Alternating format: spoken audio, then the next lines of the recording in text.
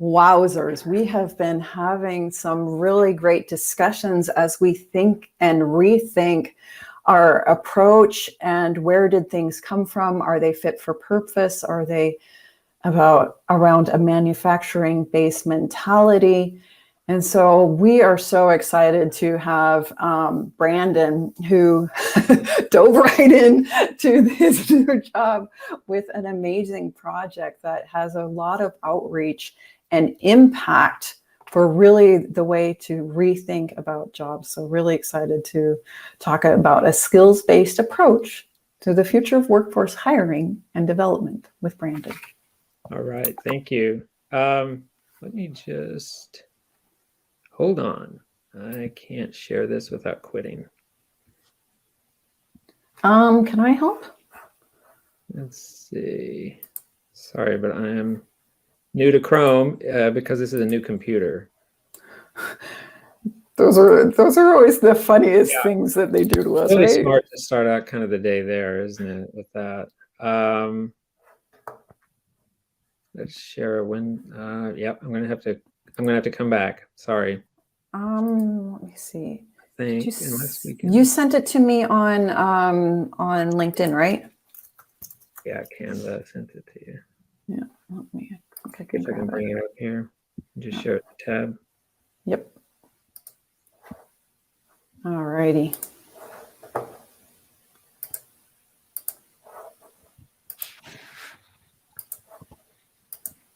See, we're master teaming.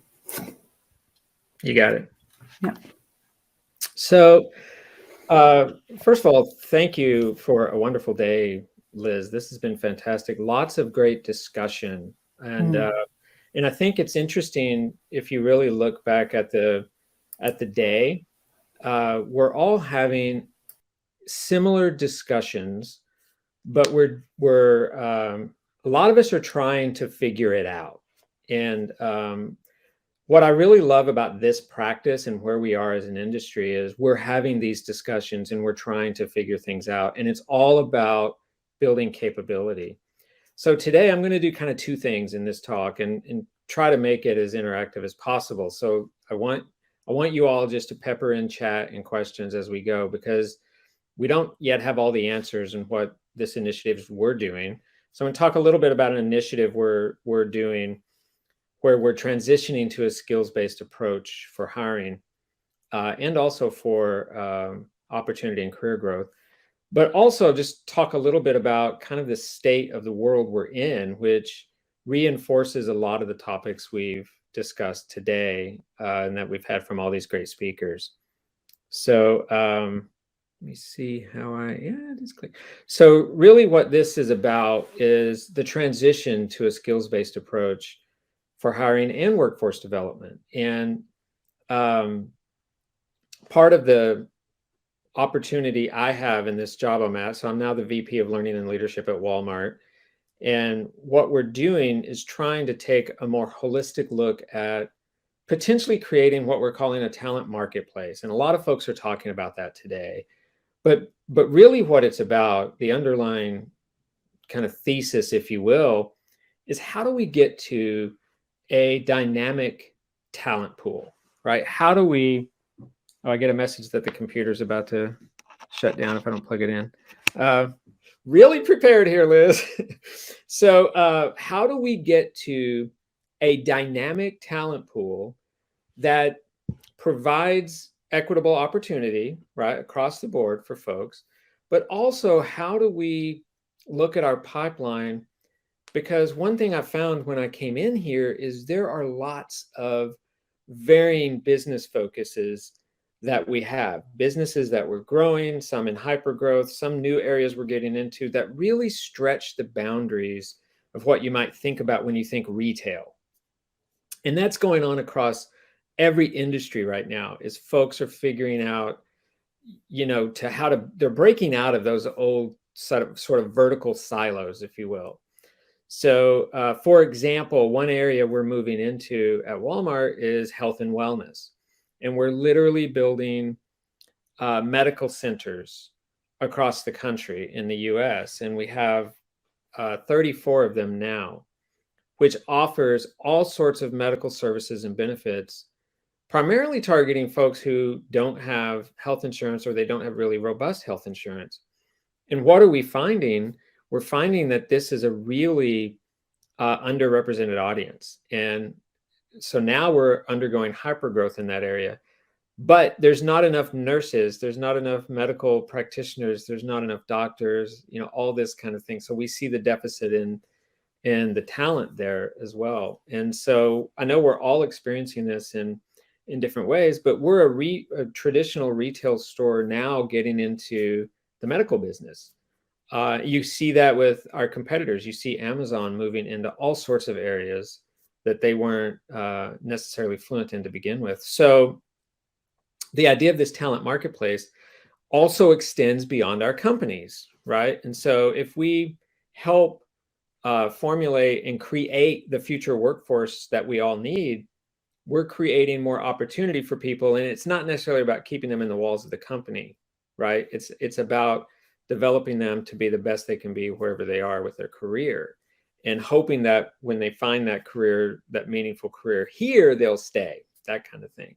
So we have to democratize kind of how we look at things as corporate entities now, and really start looking from, and I think Andrew may have said it, or someone said it, we have to put the learner, if you will, in the center, right? So anyway, teeing that up a bit, that's what I'm going to talk about today. A little bit about just this changing jobs landscape, which we've talked about in lots of our sessions today. And especially with Renz, when he was talking about technology and AI being AI is the primary technology that companies are investing in. It is significant. And if you look at the numbers, it would really blow you away. It is looking to be in the hundreds of billions of dollars over the next several years.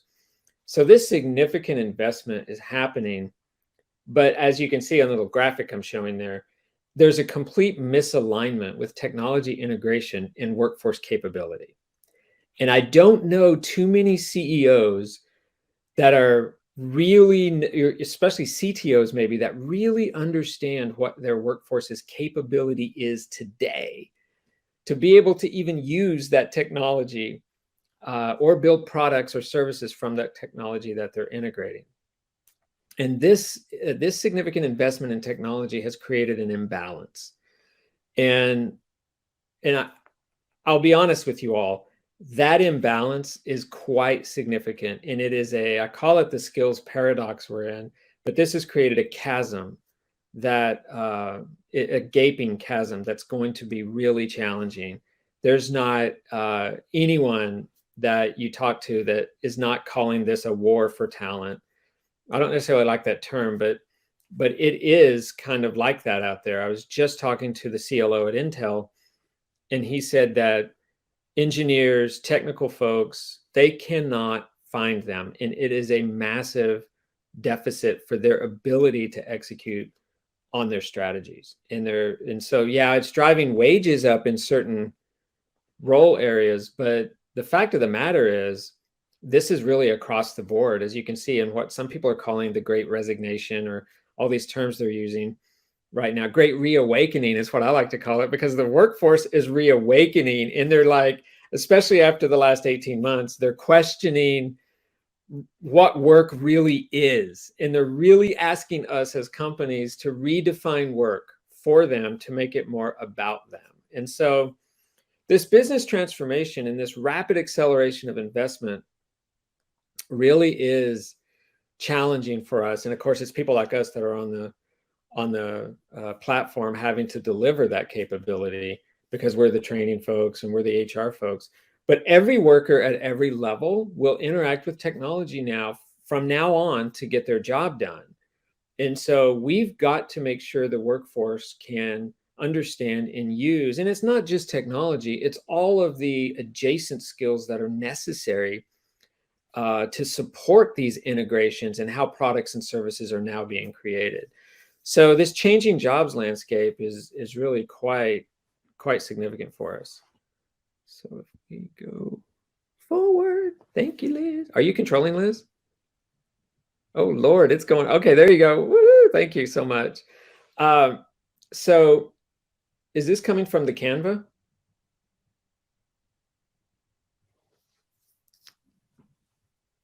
Is this coming from the Canva presentation, Liz? Yeah. Okay, cool. Liz introduced me to Canva, you all. We can just I'm create. all about the instigator to new tools. I don't have I all love of it. what. I love it because it was so easy. Well, anyway, to talk more about this divide and this chasm, maybe skills paradox is really more the word to use or the term, but this divide has many of us embarking on reskilling strategies. I was just talking to someone at Ford Motor Company, and they are building a massive reskilling center in Detroit because, oh, by the way, they have to completely transition to electric vehicles in just a certain number of years. And you cannot go on the market and buy the talent necessary to help that company make that transition. And so, there's probably not a company out there that's doing some form of reskilling initiative or upskilling initiative, but there's a divide between the two worker types. The physical workers who are focusing on manual labor and routine tasks during their workday, and then the cognitive workers that focus on complex problem solving and non-routine tasks. And as more of that AI technology and other types of technology are integrated into the workplace, you're going to see more jobs, especially those routine tasks, become automated. And so, for years, we've been hearing about this automation apocalypse and what it's going to do to jobs, right? We we don't really know. I don't know that anyone can definitely say an XX percentage of jobs are going to disappear. Definitely, lots of these physical or these manual labor and routine task-oriented jobs will be impacted. That's obvious because if it can be automated, your business is going to automate it. I can guarantee you that. And so what the key thing for us to understand is that there's a gap between that we talk about reskilling and upskilling, but that doesn't happen overnight. And so have you already embarked on identifying those jobs that will be automated or will significantly change? And what are you going to do with those folks who do those jobs, right? How are you going to transition them to other types of work? And what do you need to do from a skills graph perspective to help that transition? That is a really big focus for L&D. And if you're not already thinking about that, if you're in training or if you're in any of the supporting roles around HR and L&D, if you're not having these conversations, then you're pretty far behind. And this probably is the number one strategic effort that my team is focused on right now is how do we take an inventory of our current skills? And this is a significant size workforce we have here, over 1 million people in this workforce. How do we take a skills inventory of this workforce and then correlate that to the skills we need for the future of the workforce? So a huge inflection point we are at, which I do, Marie, really good point in chat. Just your, not that that's it, because that's just affirmation, which I appreciate that. Thank you, Marie. But your little tagline under your name, dismantle the system. That's what Marie's tagline is. And that's what I'm sort of saying here is we're at a big inflection point and we may have to dismantle our systems, reconstruct, or at least rebuild these systems so that we can make sure that we have opportunity to close that gap, to take the opportunity to close that gap. So let's move to the next one. And then again, what we're doing here is we're transitioning to skills-based hiring and development. And so what does that really mean? And Andrew's presentation was fantastic because he kind of laid out the underlying foundation of the mechanics of this.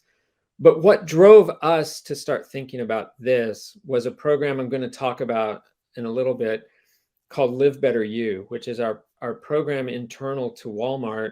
It's available to all the associates that work there, which offers you at no charge a college or high school degree, and also some other upskilling or reskilling opportunities.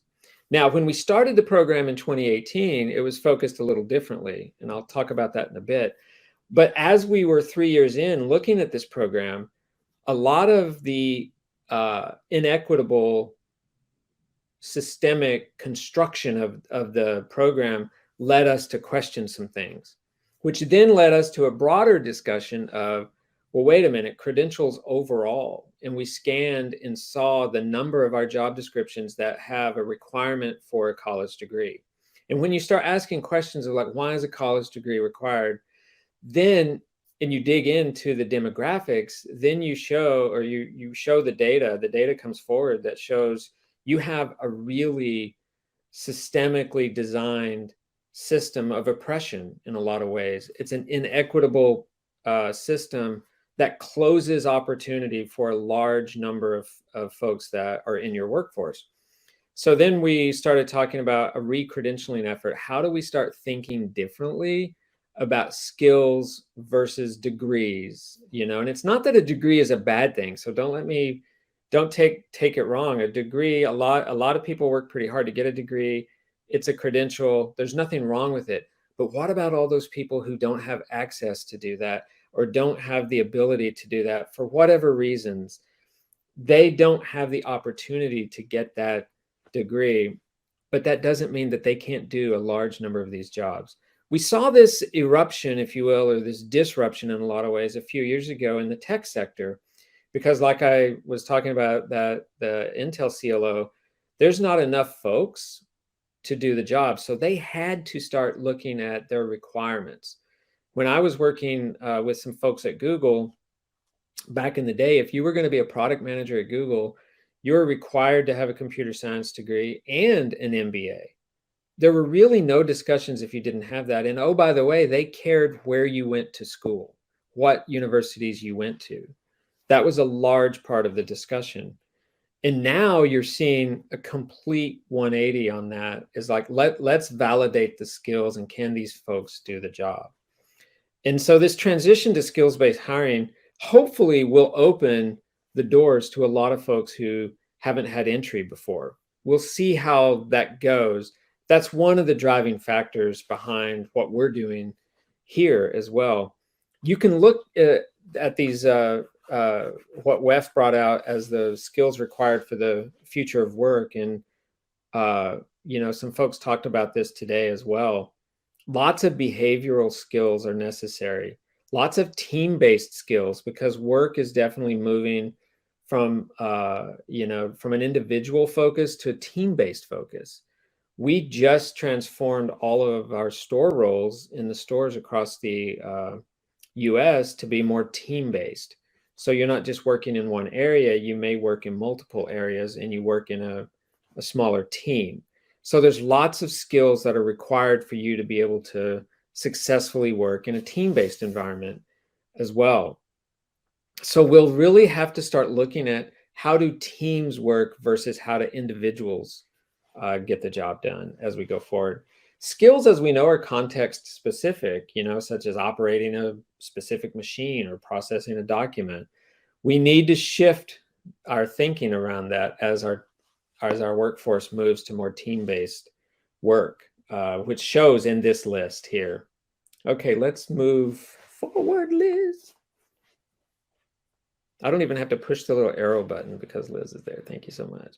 So I was talking a little bit about Live Better You. It's a program we started in 2018. Again, it was based on helping folks who aren't who don't have a degree, continue their education, further their education. But here's what we started it with. So we started it with a little skin in the game. We asked folks to contribute $1 a day for their education, which on the face of it seems pretty affordable when you think about it, right? $1 a day, however much money, $31 a month if you do the $1 a day math, right? And then we partnered with some educational institutions to help us put these programs together, right? And then we launched it, and it had a decent number of folks engage and go into the program. But as we started monitoring the program over time, we realized that there were some challenges to this dollar a day. So if you look at more socioeconomic uh, compressed individuals, the dollar a day is not really a dollar a day, because guess what? You need to pay in advance 3 months. So a dollar a day in advance over the time of a quarter, right? Add that up, do the math, right? So sometimes you've got to lay out $100 or whatever. And oh, by the way, you had to buy your books. And, oh, by the way, you were having to spend weekends potentially doing some of the coursework. And so you might have to hire babysitters, that kind of thing. So as we dug in to the folks who were engaged in the program, we realized that we're actually causing more inequity by bringing this program forward and requiring, placing a burden on people to pay. So it cost us a lot of, it took us some time to really get this data back and to get a good understanding of that through the program. So we had to spend a lot of time thinking about that. What we really want to do with this program, though, like I'm saying here, is we really want to build that dynamic talent pool. We want to give people opportunity to build their skills so that they can get into the meaningful jobs that they want to do, or even just balance their life with more, with the opportunity that a better education brings you, right? And as I said, those new business focus areas we're moving into are requiring people to have specific credentials. So the platform itself really is about transformation and helping people get those skills that they need and that they want to better their lives, right? And so we're looking at it for our associates. We're also looking at it for our communities as well. So we've got one academy that we opened up in Chicago, which is open to the public, and all of the curriculum that we have is available to the public, right? And so this is all about future-proofing our workforce, building on those skills that the future jobs will require, and also helping people have and live a better life. So if we go forward, I'll talk a little bit about just a broad overview of the program. So now what we've done after we did that assessment where we found out, oh, actually this dollar a day causes a burden, just this year, our third year into the program, we took away the dollar a day. So there is no investment you need to make in the program from a financial standpoint. And oh, by the way, we'll buy your books as well, and provide you all of your books. So 100% tuition and all of your books for the programs. Now, we also have expanded the diploma offerings to include what we call short form learning, so more credential-based learning. For example, going back to that whole technical talk, and I'll show a little bit of this in a bit, that whole technical side of things, cybersecurity is an area where you can't find enough people right now. So we have a short form cybersecurity program that you can get started in that and then get into the work you're doing and continue your education while you're learning on the job, but also continuing in the program. So these short form, quick start types of programs help you get going on your new career path quicker. And we have over 50 programs overall that people can choose from when they come in. So this is available to all 1.5 million full-time and part-time associates on their first day of work. So you join Walmart or you come into Sam's Club, you're an associate, you can also sign up for college that same day and start. So, okay, let's go forward. And what we're doing now, though, we have about 56,000 students in the program. We've had over 7,200 program completions.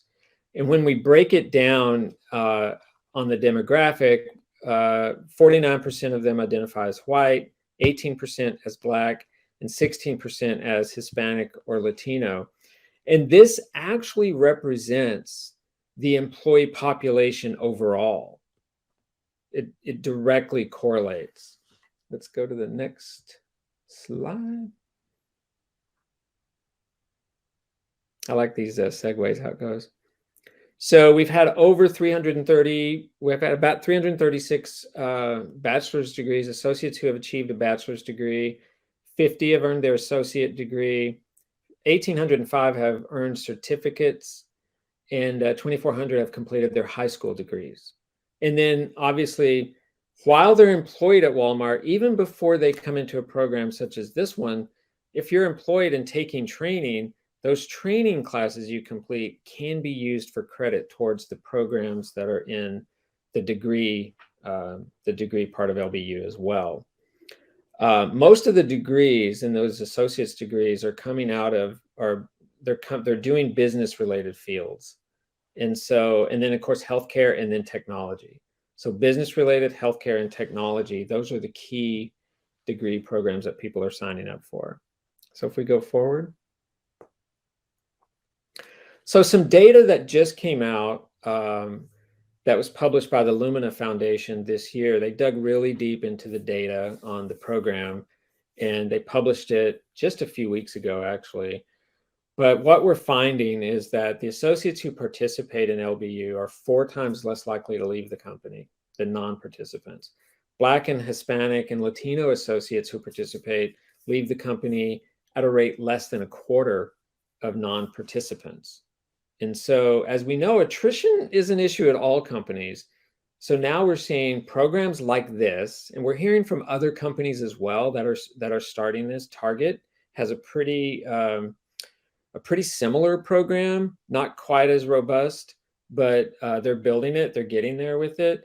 They're seeing the same data on attrition. Attrition is lowering, and it's helping reduce the cost of replacing employees. So if you look at the data you can gather about what it costs to replace an employee versus what it costs to send them through a credentialing program like this, then you can easily make the argument, maybe not easily, but you can make the argument for this type of program really being an investment in getting your people to stay. So let's go to the next slide. So then we looked at promotions. So first was attrition, but now let's take a look at promotion. So staying here at the company for LBU participants actually created new opportunities for them. So that was the idea, right? Let's create new opportunities.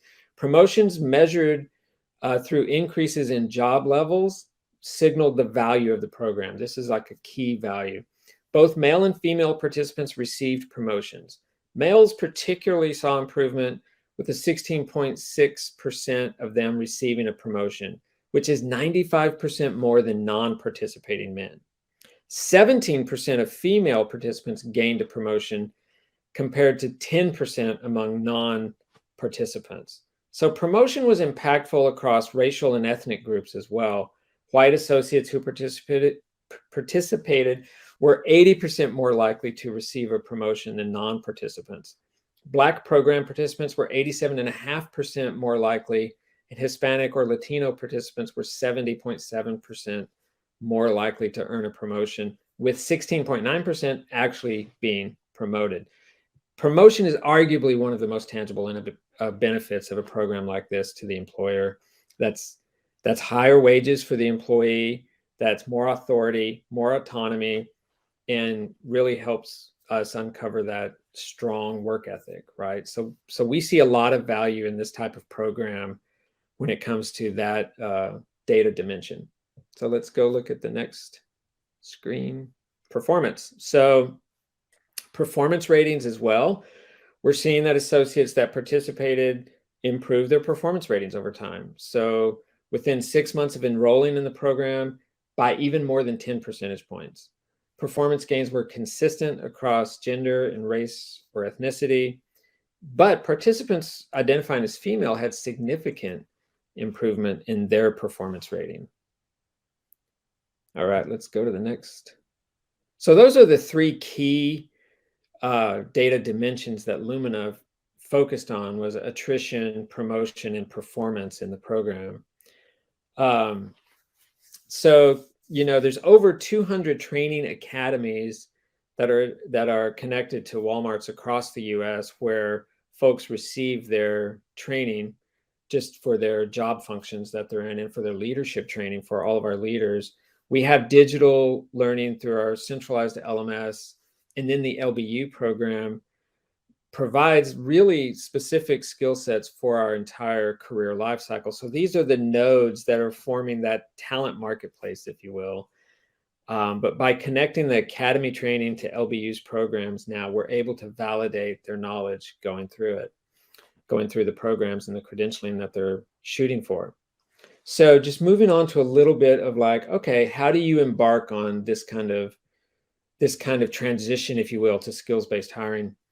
We're truly trying to build a more inclusive work culture. That's really the foundation of what this is all about, because we know that this is going to provide more equitable opportunities. It's going to really increase that talent pool that we desperately need.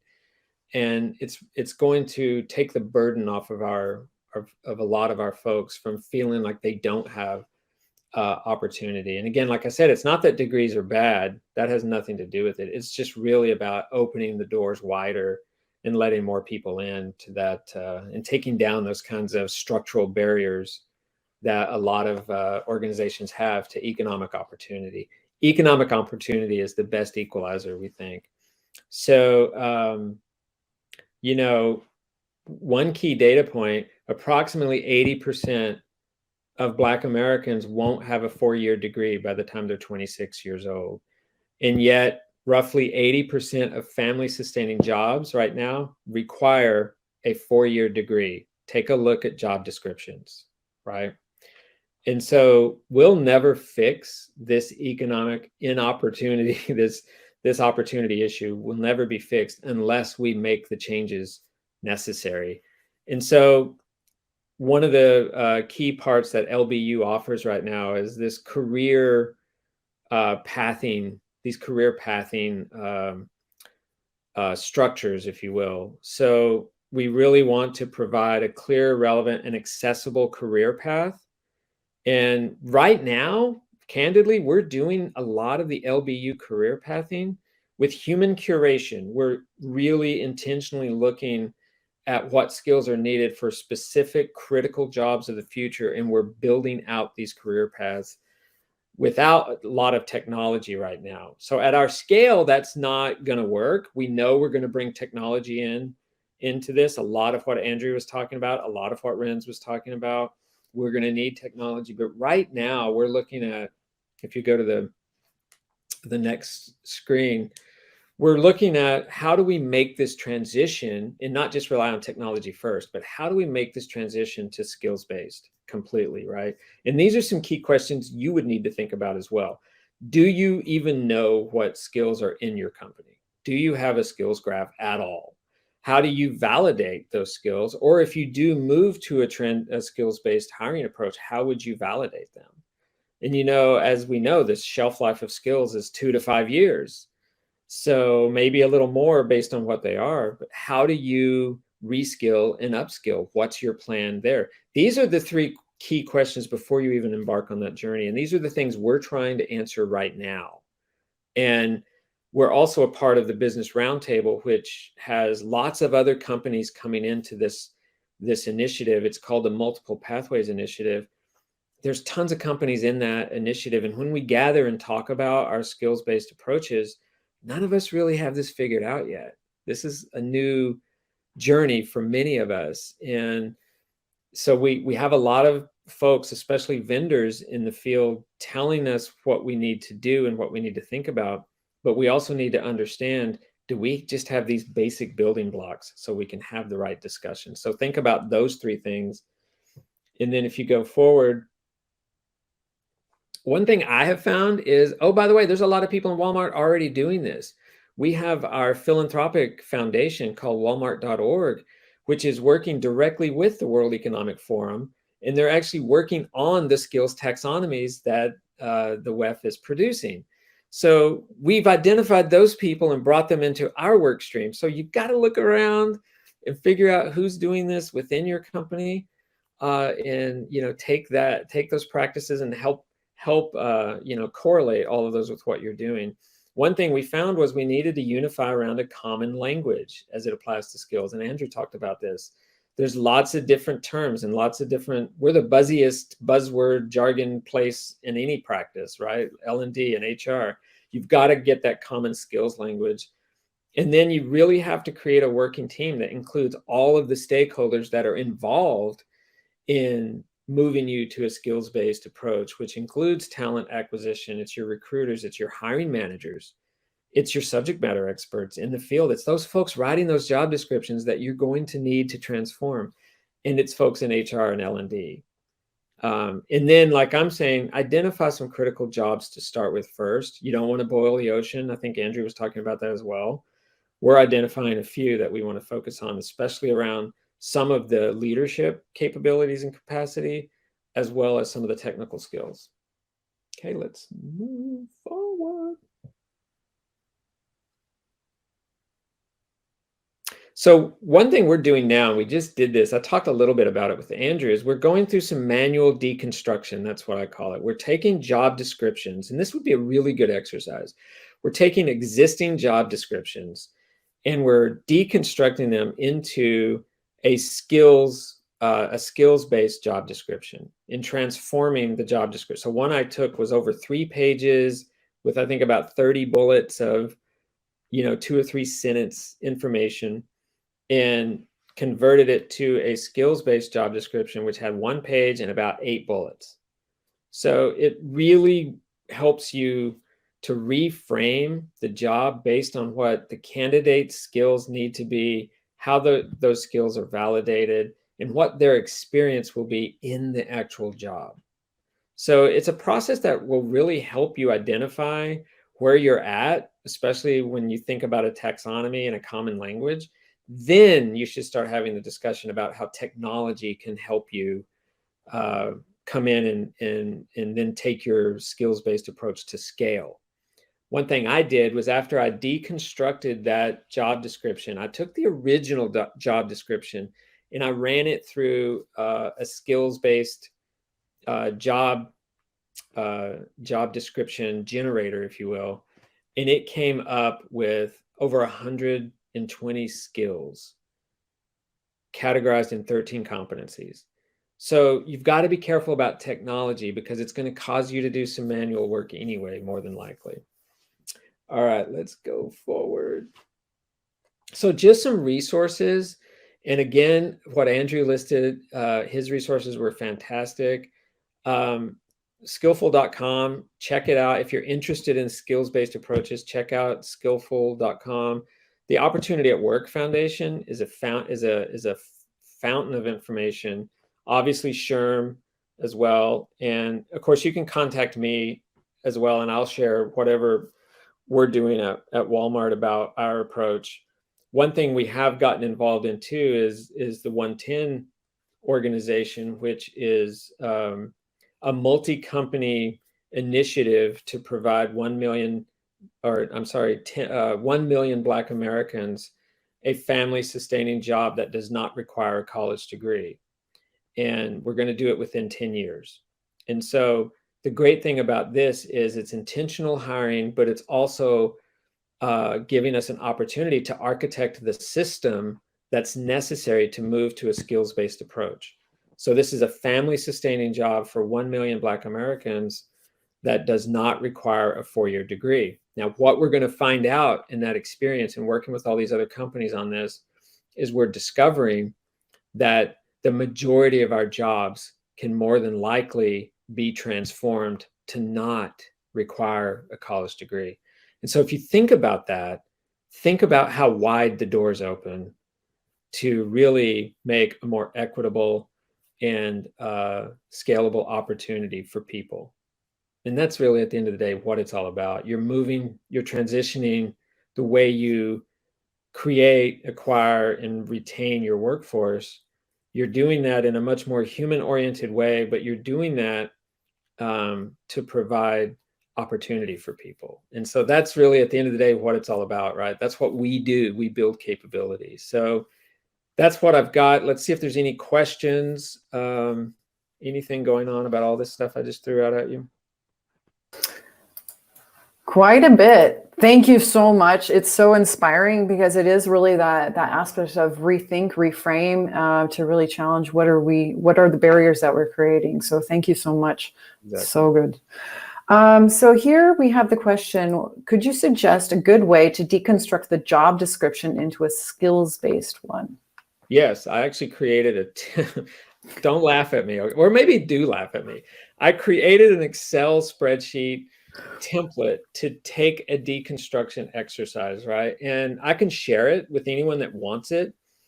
But really what it does is it allows you to identify frequency, criticality, what the competency is at the high level, and then what skills reinforce that. And it forces you in a way where it's not a Word document where you're just writing sentences. It really forces you to get discrete and get to that atomic level. And that's how we did it. And that's why I was able to reduce the 30 bullets to 8. Now, if you read some of these job descriptions and then you read them in some way, somehow you finagle your way into the job. It's not even that job when you get exactly. It has little to do with the job. Yeah, I mean, it's a manual deconstruction model, and I'm making my team go through it. And they're not happy about it, but it really is just the handiwork of trying to identify, and the behavioral skills are the hardest. So Andrew was right. It's not difficult to take your technology team through that for the tech skills. I mean, it's work, but it's not that difficult. So yeah, I'll share that to anyone that wants it. Awesome. So, and did you do that with subject matter experts, or who else did you involve? Yes, you need the SMEs, but you also need your talent acquisition folks involved. So guess what? It's not just about the job description. You also need to write the interview guide and the validation script. So how does that interviewing person, how does that talent acquisition person validate, right? Yep. And to Andrew's point, you're not going to really be able to validate a lot of the behavioral skills during that interview process, but there may be other mechanisms that the TA people can leverage. So SMEs, TA, L&D, because guess what? You have to confirm that you have the learning that is necessary for skills validation, because you may be doing this from within, right? And so if you want to validate skills, so yeah, it takes a village. It takes a village. And I think as a former talent manager, one of my things is like, what are we doing it for? We have to tell, it's not only VPs and directors we need the entire pipeline. So you have to, it's really looking at the total talent as to who's involved in not only the work today, but how is it evolving. And so I'm so excited about this approach, because it really is that aspect of how are we challenging what's out there, and is it truly necessary? And then as we think to a lot of those relationship skills as to what makes for a successful sales manager, oftentimes those aren't the things that get written down. And so that's why you do need those discussions.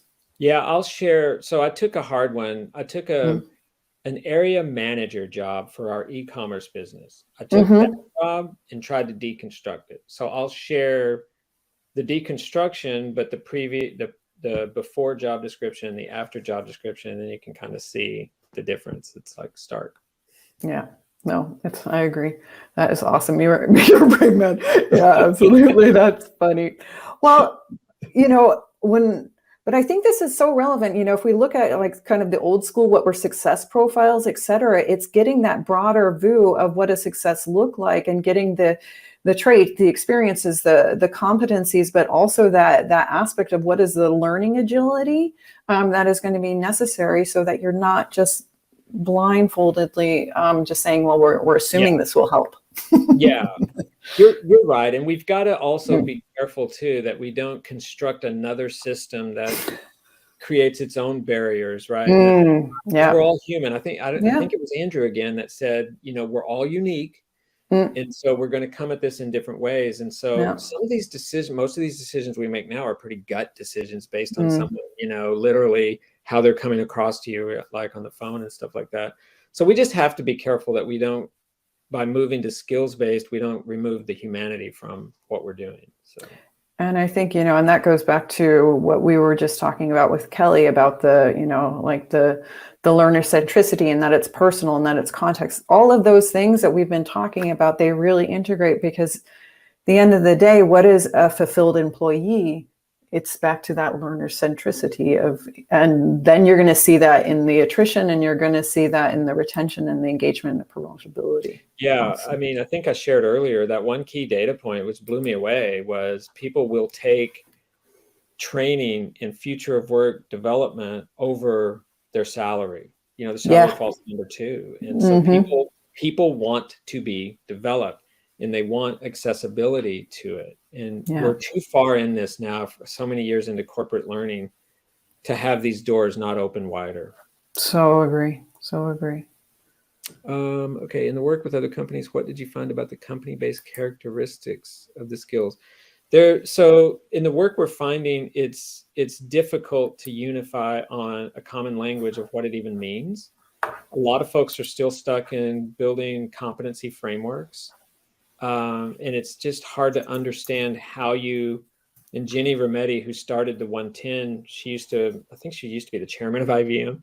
She started the 110 program, and she talks a lot about she calls them the cognitive skills, those behavioral skills that are really the key for folks. That the technical skills, frankly, I wouldn't worry too much about some of that. Those are the horizontal kinds of skills. It's those vertical skills around the cognitive skills that are the most challenging, the hardest to validate, but those are the most needed. And that's why all these companies are swirling, because we don't honestly know how to validate those. We don't know what to do to do that. And I don't think there's any magic sauce to that. Wasn't it your friend Mike Pino who was talking about the transferable skills and competencies of L&D into different areas? Yes. Yeah. Oh, Pino's brilliant, by the way. He's like, woo! He's way brilliant.